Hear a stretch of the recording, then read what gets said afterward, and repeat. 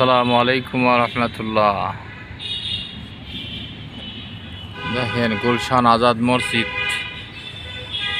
গুলশান আজাদ মসজিদ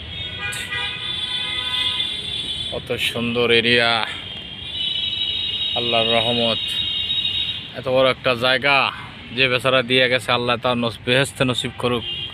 আমরা এসে রেস্ট করি, নামাজ পড়ি। কত সুন্দর একটা জায়গা, সুবহানাল্লাহ।